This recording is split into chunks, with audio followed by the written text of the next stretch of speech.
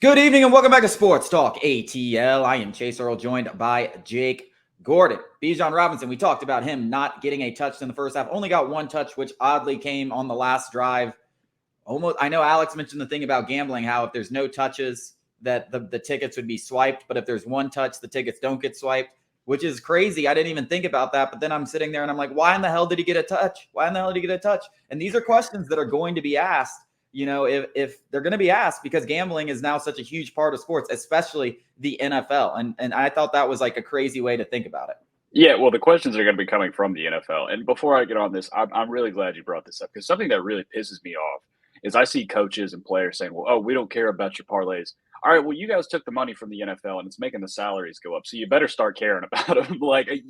And if you don't care about them, that's fine. Don't say you don't care about them because you took this money. You are in bed with the sports books now. You have to, this is part of your job now. I'm sorry. I don't want to hear this.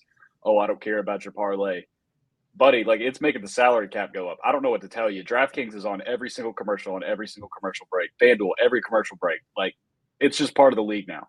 I like what Stefon Diggs said. He said he kept it real, man. He's a real one. He's one of the boys, man. He was like, you know what? Honestly, I do be kind of feeling bad when I don't hit my parlays for you guys.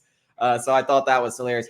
But so now we do have this situation where the NFL is investigating the Falcons for not revealing the illness, apparently, that Bijan Robinson was suffering from. Listen, whatever they hand down to the Falcons, I don't expect it to be too serious. If this is a first-time offense, whatever, it's going to be a slap on the wrist, maybe a fine for Arthur Blank, maybe a fine for Arthur Smith, something like that. That's probably going to be the maximum. I'm not too worried about from the Falcons' perspective. It's not going to be like a loss of draft picks. Maybe if it keeps happening, it will.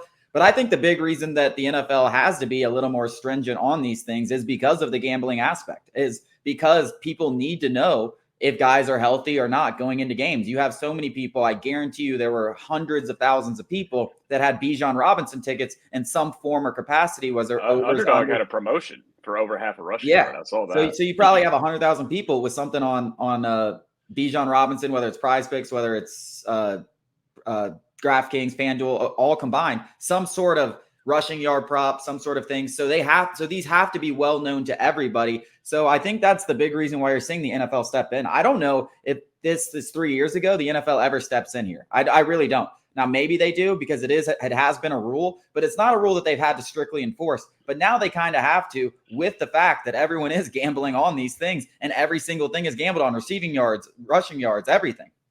I think the craziest thing out of this whole thing was the fact that we have beat reporters saying that I'm not trying to pick on this guy in particular, but this was one of the craziest things I saw. I think it was Josh Kendall at The Athletic.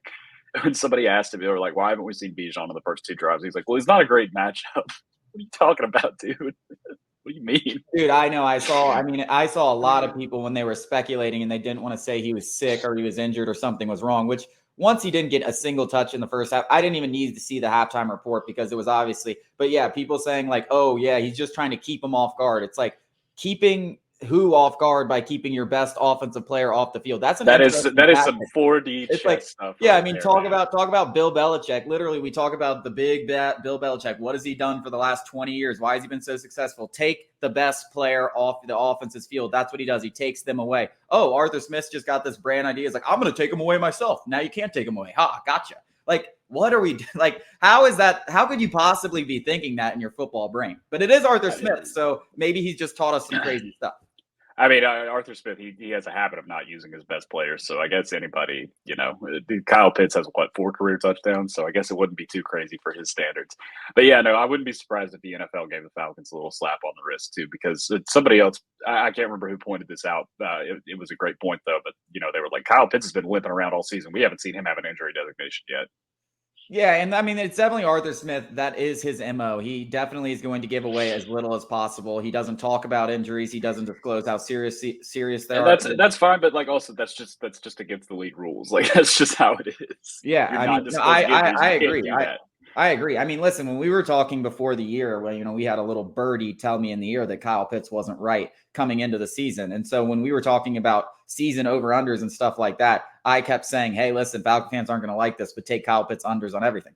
You're looking right now almost halfway through the season. Those look like some pretty good bets. He only has 245 receiving yards. He has 1 touchdown through the air. I will say I was a little more encouraged with how Kyle Pitts looked over the last 2 weeks. I think he's starting to look a little bit more. That catch and run he had at the end of the game was important, but he definitely came into this season hobbled. And as you said, there hasn't been an injury designation once this whole season. So this is something the Falcons are going to have to be more wary of. But as far as just this Bijan Robinson situation, they're probably going to get a little fine. I don't know who's going to have to pay the fine. Maybe Arthur Blank takes it. He's definitely got the money to handle it, whether it goes to Smith or Blank. But yeah, I think that's really all that's going to happen out of this situation.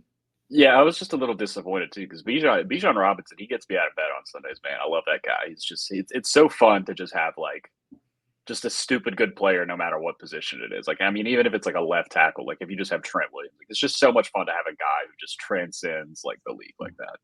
Yeah, I mean, he's one of the most exciting players in football, and I don't know if it was the correct pick when you talk about Jalen Carter, but as far as the most exciting pick, I mean, I don't think he got more exciting than Jalen Carter. Coming up after the break, Anyaka Congo, big extension.